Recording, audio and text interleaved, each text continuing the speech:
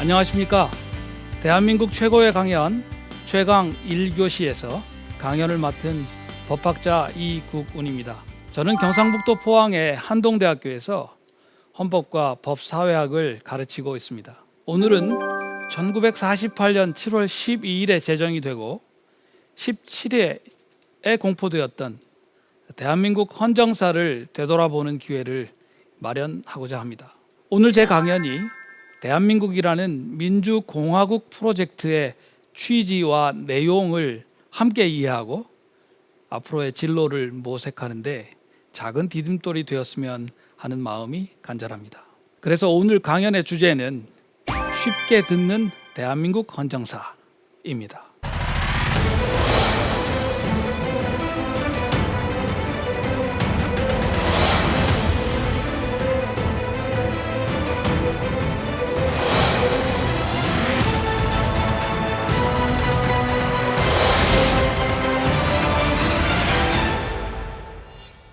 그러면 먼저 대한민국 헌정사의 기본 구도를 생각해 보겠습니다. 1948년 7월에 헌법이 제정되었으니 올해가 74년째입니다. 이 기간을 통틀어서 대한민국 헌법에는 모두 9번의 변화가 있었습니다. 이렇게만 봐도 현행 헌법, 1987년에 만들어진 현재의 헌법이 대한민국 헌정사의 분수령이 된다고 하는 것은 명백하다고 말씀드릴 수 있겠습니다. 앞부분 39년 동안은 헌법 제정을 포함해서 모두 10차례나 헌법에 변동이 있었습니다. 이것은 거의 4년에 한 번씩 헌법이 바뀐 꼴인데 1987년에 만들어진 현행 헌법은 35년째 효력을 유지하고 있기 때문입니다. 물론 최근 한국 사회에는 헌법 개정이 너무 어렵다 라는 이야기가 나올 만큼 현행 헌법의 개정 요구가 두드러지고 있기는 합니다. 현재의 헌법 이전의 헌정사를 살펴보면 누구라도 뭔가 대한민국 헌정을 불안정하게 만든 요인이 있지 않았을까 짐작할 수가 있을 것 같습니다. 네, 그렇습니다. 바로 한국 전쟁입니다. 잘 아시듯이 재헌헌법은 아직 남과 북이 한국 전쟁을 치르기 전에 만들어졌습니다. 따라서 9차례에 걸친 대한민국 헌정사의 헌법 개정 경험은 어쩌면 한국 전쟁이 남긴 아픈 흔적이라고 말할 수도 있을 것 같습니다.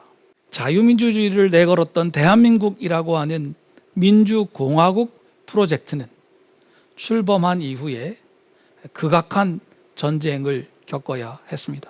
그리고 그 결과가 9번에 걸친 헌법 개정이라고 하는 헌정사의 질곡으로 이어졌던 것입니다. 조금 자세히 들여다보면 이 과정은 다시 둘로 나누어 볼 수 있습니다. 그런데 이 두 과정은 흥미롭게도 권위주의 또는 독재에서 자유와 민주주의로 이행하는 유사한 패턴을 드러내고 있습니다. 첫 번째 시기는 1950년에서 1961년까지 이승만 정부의 독선과 독주가 부정선거에 맞선 4.19 학생혁명으로 무너지고 자유민주주의가 회복되었던 기간입니다. 두 번째 시기는 1961년부터 1987년까지 권력을 장악했던 군사정권이 1980년 5.18 광주 민주화운동과 1987년 6월 민주화 대항쟁 등을 통해서 결국 무너지고 다시 한번 자유민주주의가 회복되었던 기간이 되겠습니다. 자, 이렇게 보면 74년의 대한민국 헌정사는 크게 4시기로 구분할 수 있겠습니다.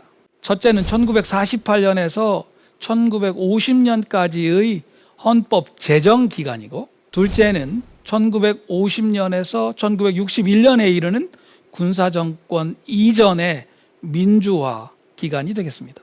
세 번째는 1961년에서 1987년에 이르는 군사정권이 들어선 이후 기간이고, 네 번째는 1987년 민주화 이후에 지금까지, 즉 현행 헌법의 기간이 되겠습니다.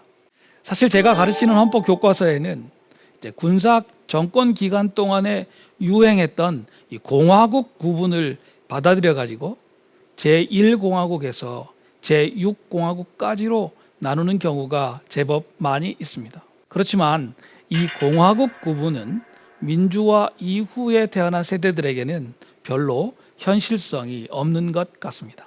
오히려 제가 지금 말씀드린 대로 1987년에 제9차 헌법 개정을 분수령으로 삼아서 한국전쟁이라는 대재앙에도 불구하고 자유민주주의를 내건 민주공화국 프로젝트의 본 궤도로 돌아오는 일종의 위기 극복 과정으로 대한민국 헌정사를 이해하는 것이 낫지 않을까 생각합니다.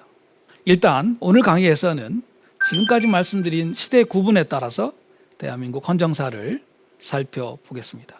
재헌헌법은 잘 아시듯이 1948년 5월 10일 헌법제정회의 의원 선거를 통해서 선출된 198명의 의원들에 의해서 제정되었습니다. 재헌헌법의 내용은 굉장히 중요한데요.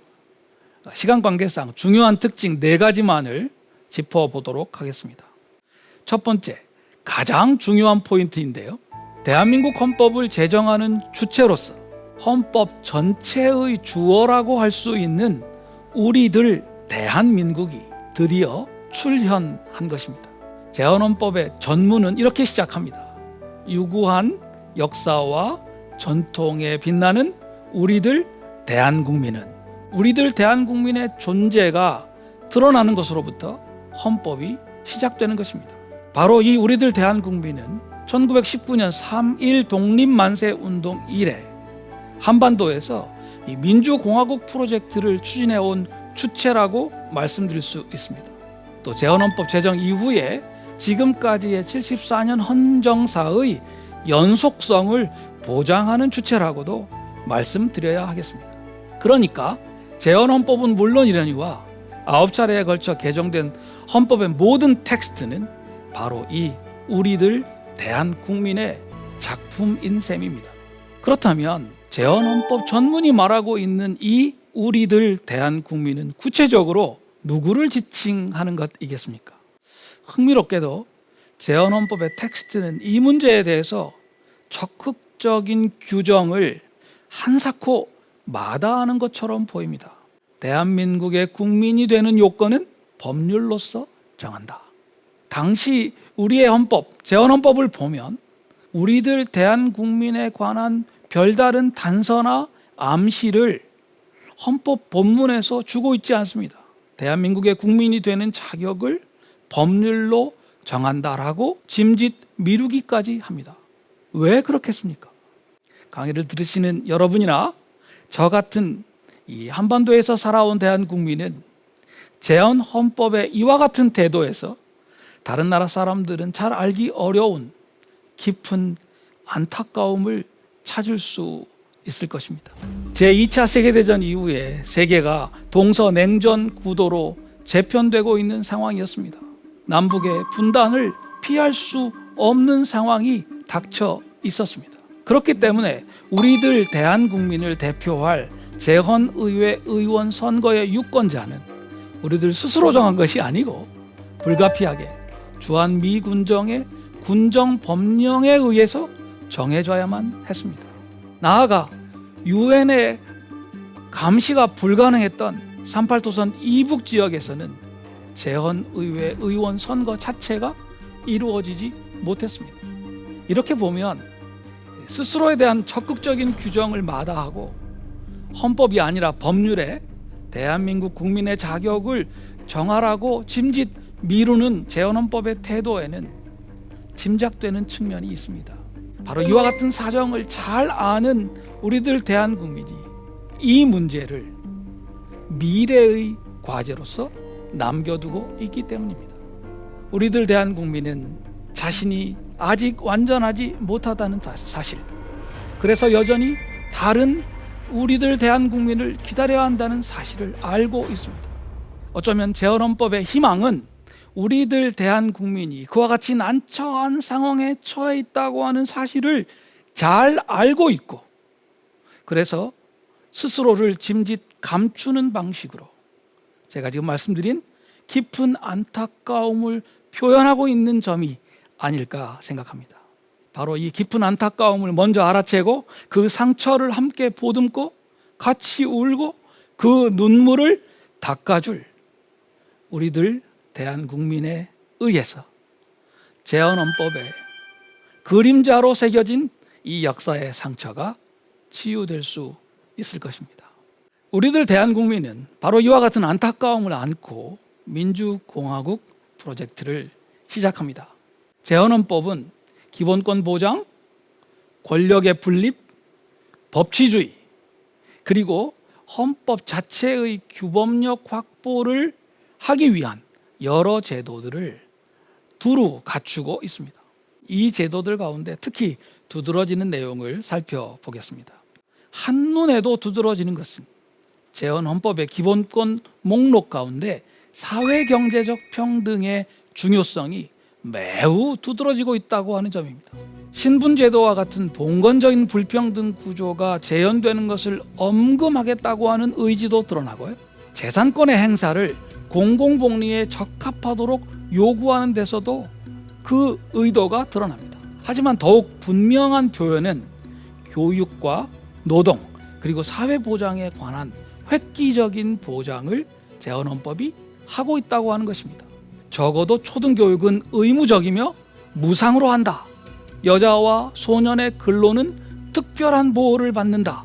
영리를 목적으로 하는 사기업에 있어서는 근로자는 법률의 정하는 바에 의해서 이익의 분배에 균점할 권리가 있다라는 유명한 조항. 노령, 질병, 기타 근로능력의 상실로 인해 생활 유지의 능력이 없는 자는 법률에 정하는 바에 의해 국가의 보호를 받는다 라는 조문 등이 그 예로 짚어질 수 있겠습니다. 재헌헌법 이처럼 사회경제적 평등을 강하게 추구한 배경이 과연 무엇이겠습니까?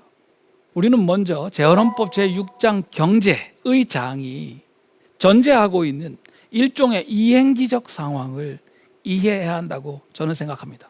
광물 기타 중요 지하 자원들을 국유로 하거나 주요 산업을 국영 또는 공영으로 하거나 대외 무역을 국가가 통제하는 것을 원칙으로 하거나 사형기업 등을 일정한 경우에 국유 또는 공유로 할 수 있다고 하는 조항들이 있는데요. 이와 같은 조항들의 의미는 일단 식민지 시대와 주한미군정을 거쳐서 내려왔던 우리들 대한국민의 공동의 물적 유산, 나중에 귀속재산이라고 불리웠던 그 재산의 존재를 가리키고 있습니다. 나아가서 그와 같은 공공적 소유를 국가가 민주적으로 관리한다고 하는 것을 보여주고 있습니다. 물론 재헌헌법은 이와 같은 공공적인 재원을 시장의 실패를 교정하기 위한 경제적인 개입의 재원으로 쓰기도 하고 모든 국민에게 생활의 기본적 수요를 충족시키기 위한 재원으로도 활용할 수 있다고 말하고 있습니다. 제84조에 다음과 같은 내용이 있는데요. 대한민국의 경제 질서는 모든 국민에게 생활의 기본적 수요를 충족할 수 있게 하는 사회 정의의 실현과 균형 있는 국민 경제의 발전을 기함을 기본으로 삼는다. 각인의 경제상의 자유는 이 한계에서 보장된다. 바로 이 내용이 사회 경제적 평등을 추구하는 재헌헌법의 특징을 잘 보여주고 있습니다. 자, 이제 재헌헌법의 세 번째 특징을 한번 생각해 보시지요. 이것은 사회 경제적 평등을 어떻게 추구할 것이냐, 그 추구하는 통치 권력을 어떻게 구성하느냐의 문제입니다. 재헌헌법은 민주적 의회의 우위라고 하는 특징을 상당히 일관되게 관철하고 있는 것으로 보입니다. 우선 재헌헌법은 재헌의회가 1948년 7월 17일 현재 우리들 대한국민의 헌법 제정 권력을 대의할 수 있는 유일한 기구라고 하는 사실을 스스로 확인하고 있습니다. 이 국회는 전 민족을 대표한 국회이며 중앙 정부의 물기를 또한 공고하는 바입니다. 그래서 재헌의회는 스스로 2년의 임기를 부여해서 재헌의회이면서 동시에 재헌 헌법에 의한 국회의 역할을 떠맡고 있습니다. 나아가서 재헌국회는 이 헌법에 의한 국회의 권한을 통상적인 입법 권한의 범위를 넘어서서 헌법 개정도 재적의원 3분의 2 이상의 찬성으로 할 수 있도록 하고, 반민족 행위자의 처벌이나 토지 개혁이나 귀속재산 불화와 같은 일종의 헌법적 법률을 제정할 권한도 부여하고 있습니다. 나아가서 통상적인 권력 구조를 보더라도 민주적 의회의 우위가 체계적으로 관철되고 있습니다. 모든 입법권은 국회에 부여되어 있고, 예외적으로 대통령이 긴급 입법권을 발동하는 경우에도 국회의 사후 승인을 반드시 받도록 하고 있습니다.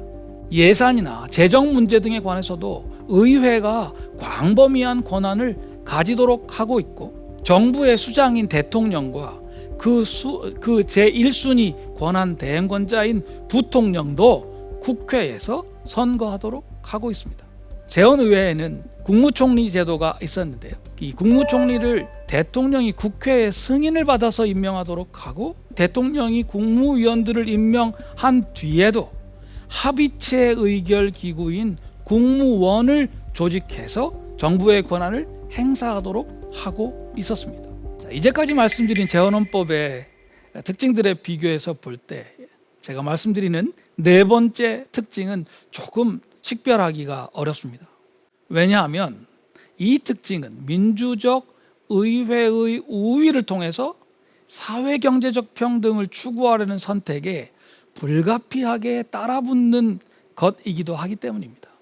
저는 이 문제를 헌법 보장의 엘리트화라고 부르고자 합니다. 헌법 보장이란 헌법 규범의 실효성을 확보하기 위해서 헌법 스스로 제도를 마련하는 것을 일컫는데요. 재헌헌법은 바로 이 헌법 보장을 엘리트들에게 맡기고 있습니다. 이 점은 크게 두 측면에서 살펴볼 수가 있겠는데요. 먼저는 지방자치에 관해서입니다. 재헌헌법은 지방자치를 헌법적인 제도로 마련하고는 있습니다마는 지방자치단체의 자치 규범이 국가의 법령, 즉 국회가 만드는 법률은 물론이려니와 정부의 명령이 정한 범위 안에서만 그 효력을 가진다, 이렇게 선언을 하고 있는 것입니다. 풀뿌리 민주주의에 기초한 공간적인 권력 분립은 민주공화국 프로젝트의 본질입니다. 그런데 이 재헌헌법의 선언은 대한민국이 대단히 중앙집권적인 국가의 모습으로 출발한다고 하는 것을 의미하고 있습니다. 이후에 대한민국 헌정사에서 중앙집권주의는 일종의 고질병으로 작용해오고 있는데요. 재헌헌법은 오히려 이것을 강조하는 모습을 보여주고 있습니다. 두 번째로, 재헌헌법은 사법권을 법관으로서 조직되는 법원에 맡기고, 배심제도나 참심제도처럼 사법과정에 국민이 참여하는 제도를 일절 배제하고 있습니다.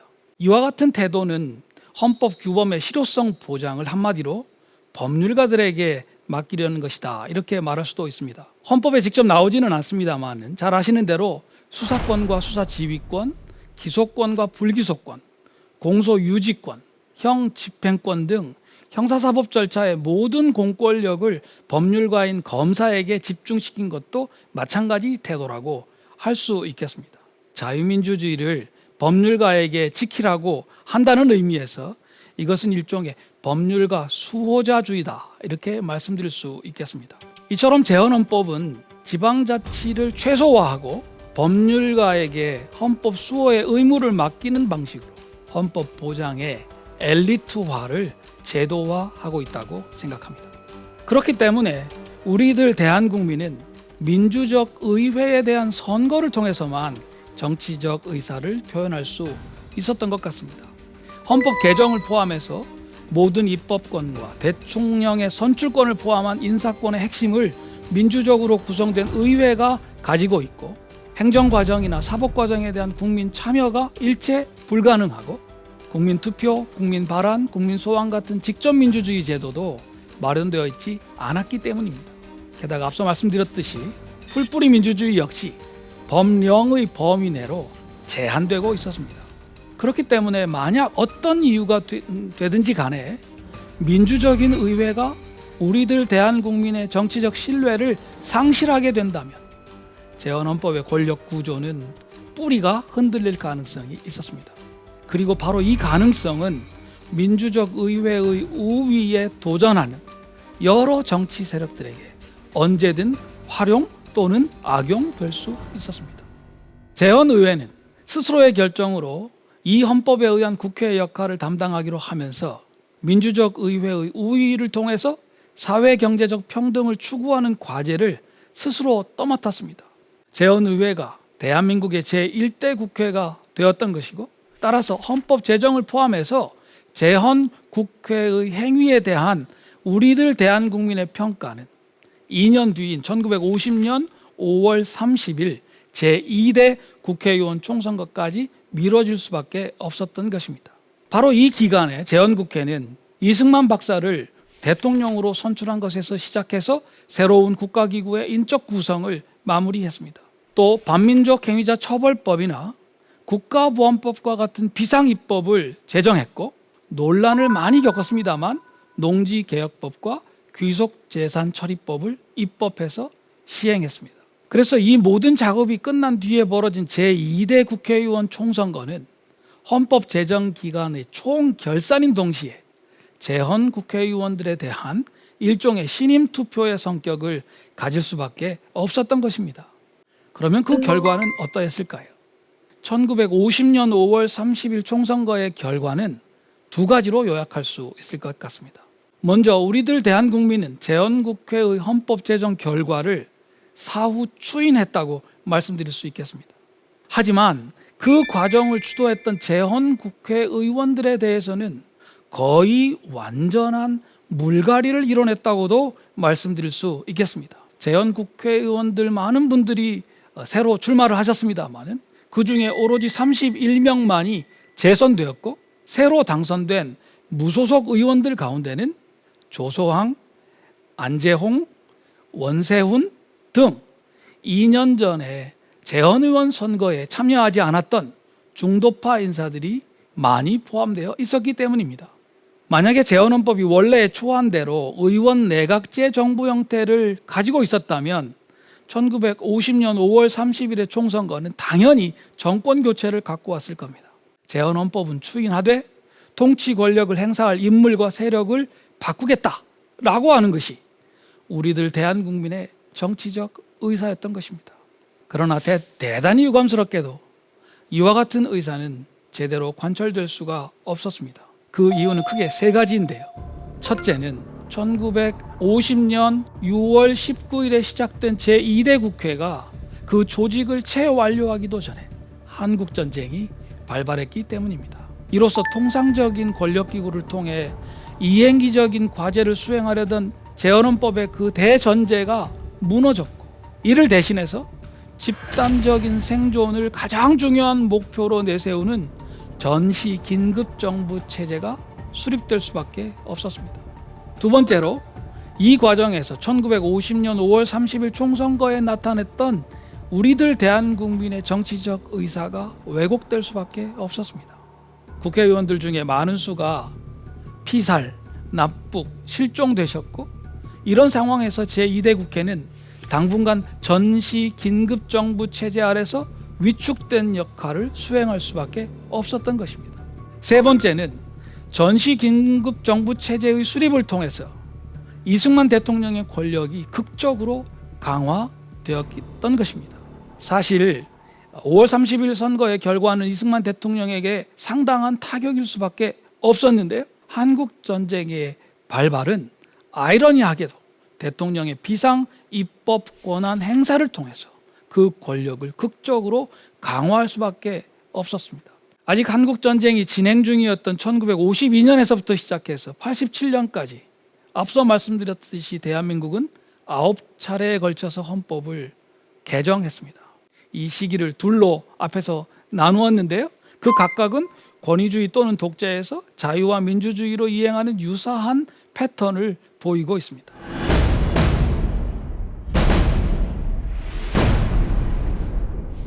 이제부터는 헌법 개정의 특징을 한번 살펴보겠는데요.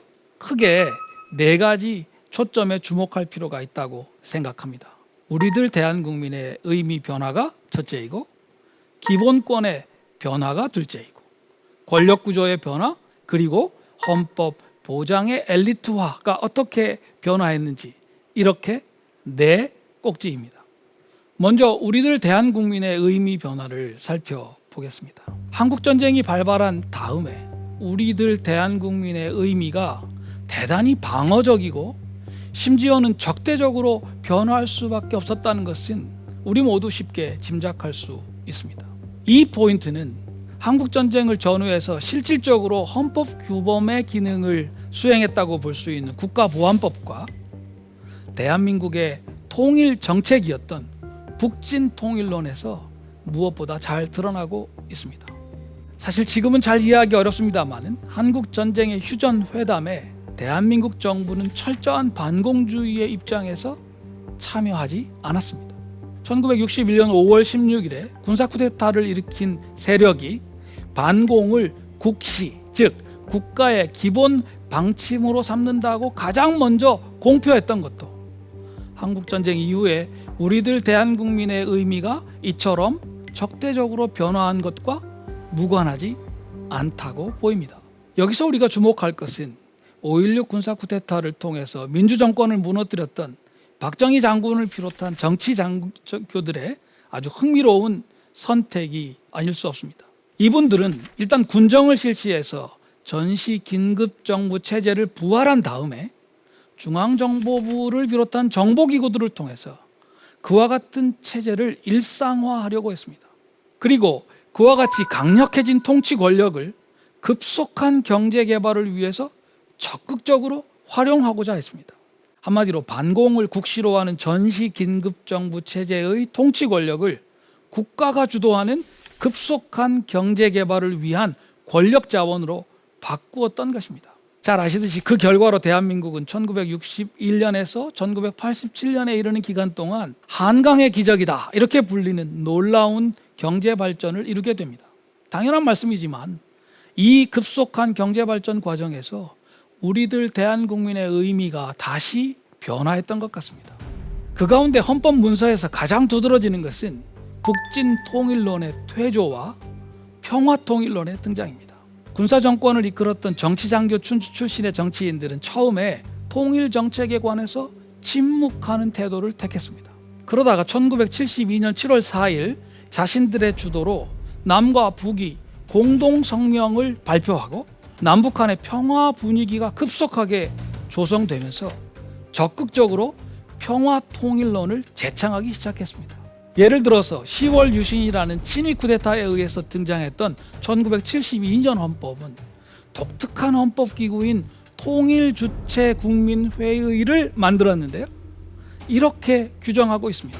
통일주체국민회의는 조국의 평화적 통일을 추진하기 위한 온 국민의 총의에 의한 국민적 조직체로서 조국 통일의 신성한 사명을 가진 국민의 주권적 수임 기관이다. 유신헌법에서 통일주체국민회의는 대통령을 선출하고 국회의원 정수의 3분의 1에 해당하는 국회의원을 대통령이 일괄 추천한 후보자를 선거해서 선출하는 권한을 갖고 있었습니다.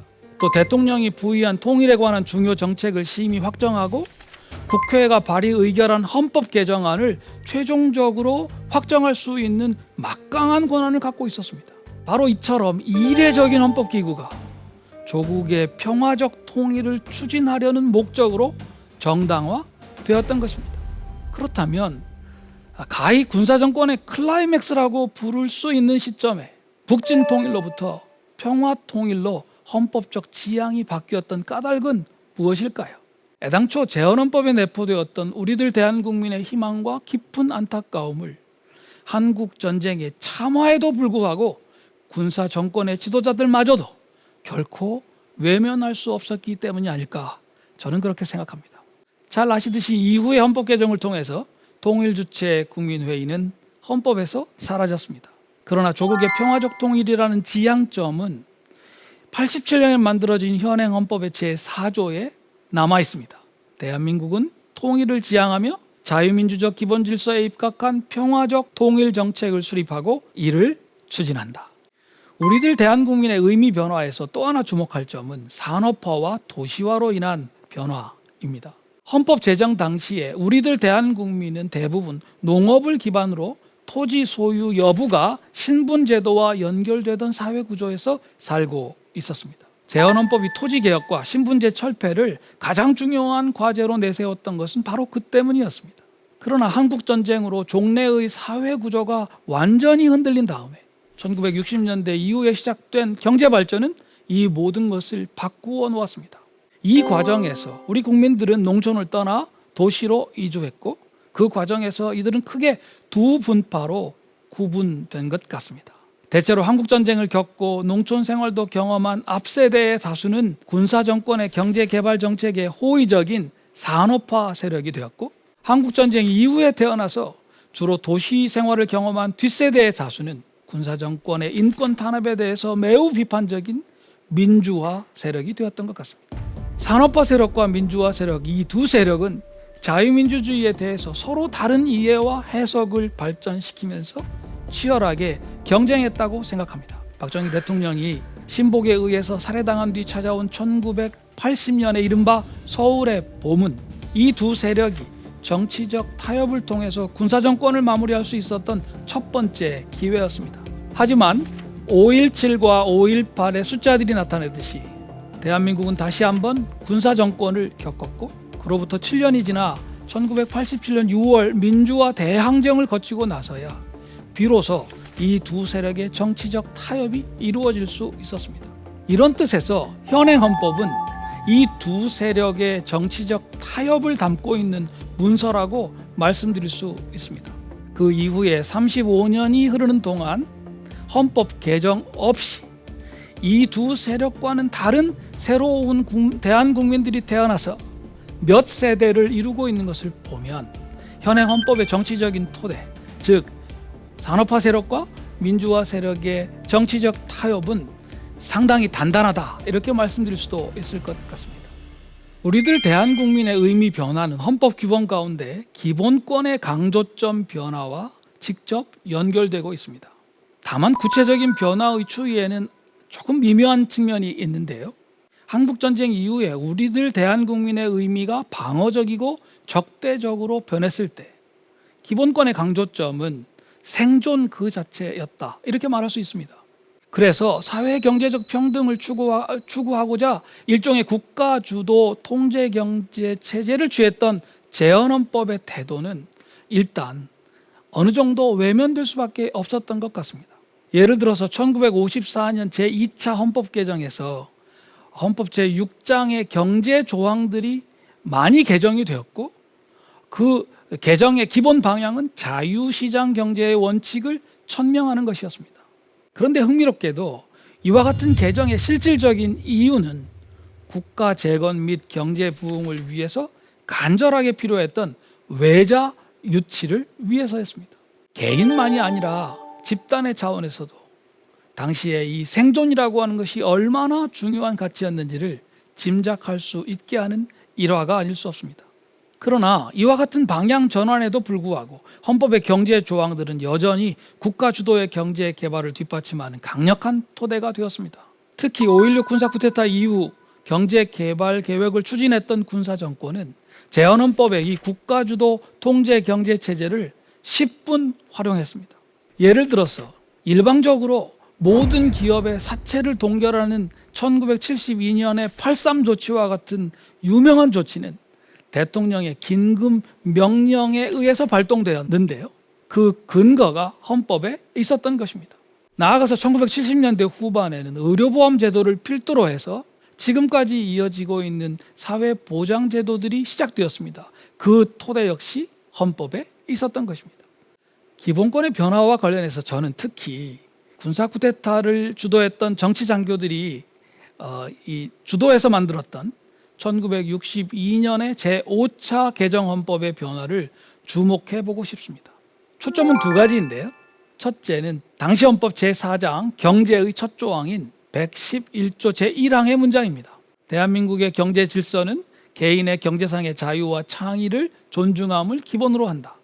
이 문장은 재헌헌법 이래의 원칙 조항인 국가는 모든 국민에게 생활의 기본적 수요를 충족시키는 사회정의의 실현과 균형 있는 국민경제의 발전을 위해서 필요한 범위 안에서 경제에 관한 규제와 조정을 한다라는 조항을 이항으로 밀어내고 새로운 원칙 조항이 되었습니다.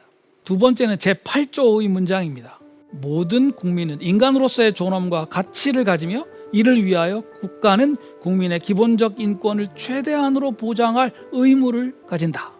아이러니하게도 군사정권은 이 문장을 기본권 전체를 이끄는 조항으로 내세웠습니다.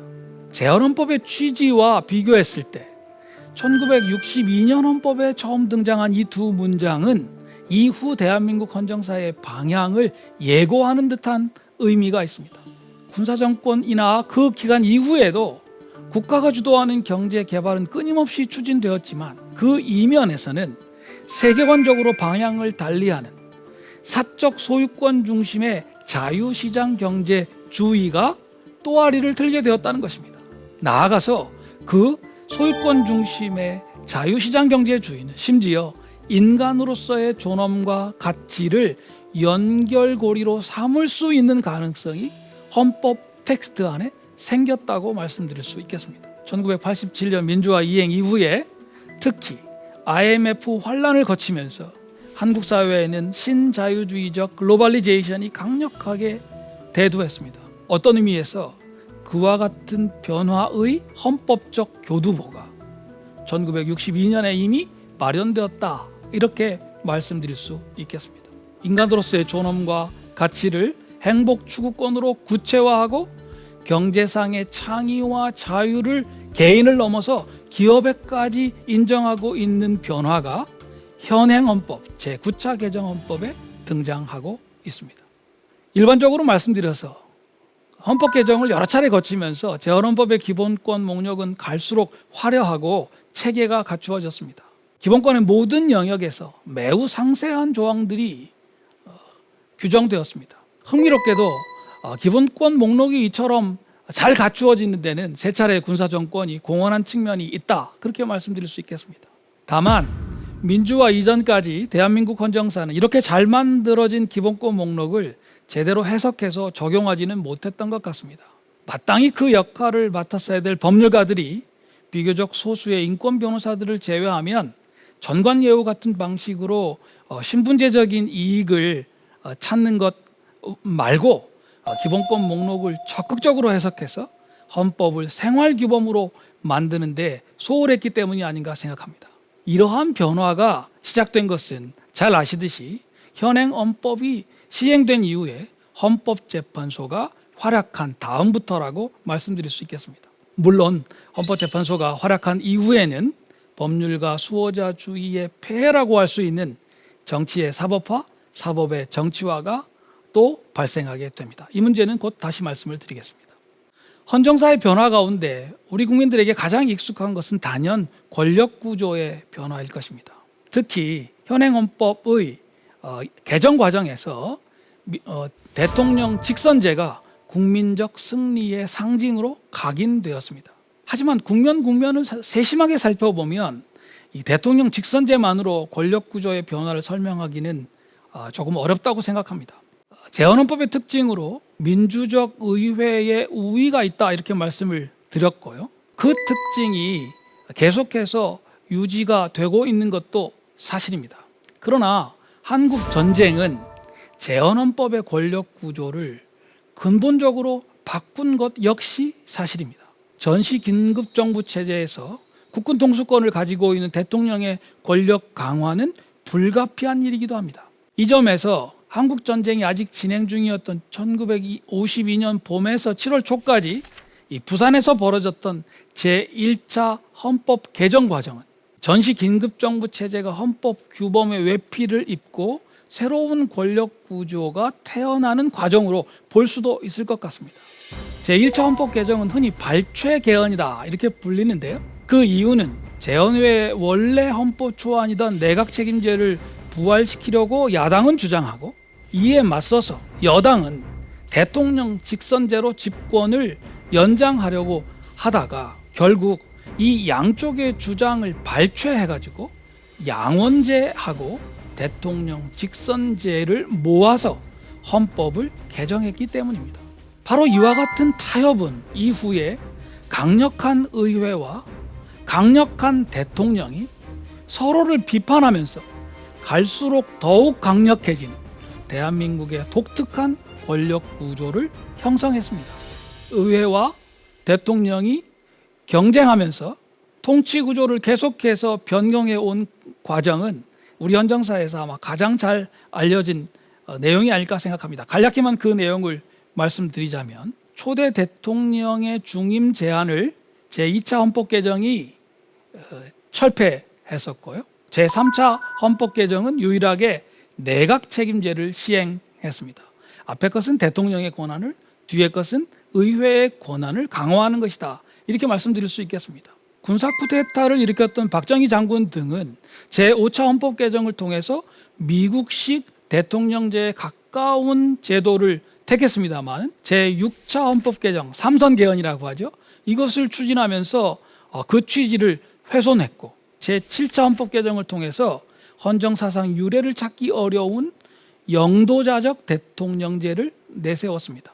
여기서 우리가 반드시 기억할 것은 유신헌법이 이처럼 흥미로운 강력한 대통령제를 내세우면서도 대통령 직선제를 포기하고 동일주체 국민회의가 선출하는 체육관 대통령을 선택했다고 하는 것입니다. 박 대통령의 비극적인 죽음 이후에 또 한 번의 군사 쿠데타를 통해서 권력을 쟁취했던 신군부, 전두환 장군 등도 유신 체제를 약간 완화하기는 했습니다만은 체육관 대통령은 바꾸지 않았습니다. 이렇게 되자 1987년의 헌법 개정 과정에서는 강력한 의회와 강력한 대통령에 대한 여야의 선호가 완전히 뒤바뀌었습니다. 당시 민주화 세력은 강력한 의회가 아니라 대통령 직선제를 주장했고 당시의 여당 산업화 세력은 내각 책임제를 오히려 주장했기 때문입니다. 이렇게 볼 때 현행 헌법은 비록 6월 민주화 대항쟁을 통해서 탄생했기는 했습니다마는 미래가 아니라 과거를 지향한 것이 아닌가 생각할 수 있을 것 같습니다.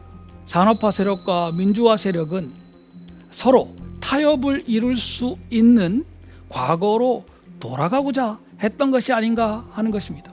1960년대의 어느 시점 4.19와 5.16이 각각 혁명으로 주장되던 그 시점, 그래서 민주화 세력과 산업화 세력이 서로 경쟁하면서 간발의 차로 그 권력을 가지던 바로 그 시점으로 돌아가서 타협하려고 했다, 이렇게 말씀드릴 수 있겠습니다. 그 타협의 기초가 된 것은 강력한 의회와 강력한 대통령이 적대적으로 공존하는 아주 독특한 체제였습니다. 아마도 그 직접적인 배경은 1987년 12월의 대통령 선거와 그 이듬해 4월의 국회의원 총선거에서 자웅을 겨루었던 1로 3김, 노태우, 김영삼, 김대중, 김종필이라고 하는 정치인들과 그를 따르던 정치 세력들의 이해관계가 작용했다고 말해야 할 것입니다. 이 네 세력은 잘 아시듯이 민주화 이후 15년간 극심한 지역 분열 구도로 한국 정치를 지배했습니다. 자, 이제 마지막으로 헌법 보장의 변화를 간략하게 말씀을 드리겠습니다.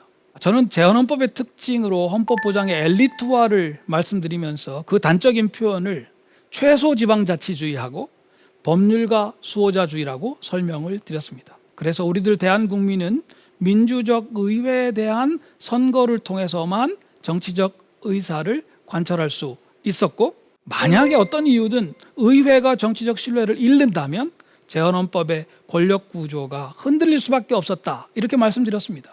권력구조의 변화에서 말씀드렸듯이 바로 이와 같은 가능성은 대통령 직선제를 통해서 우리나라에 관철되었고, 결국 강력한 의회와 강력한 대통령이 적대적으로 공존하는 기묘한 체제를 낳았습니다.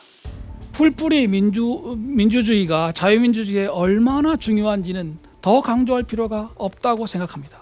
그렇지만 법령의 범위 안에서만 자치할 수 있는 이 최소지방자치주의가 지금까지 유지되고 있는 점에서 알 수 있듯이 풀뿌리 민주정치의 중요성은 헌정사에서 아직 조명을 제대로 받지 못하고 있습니다.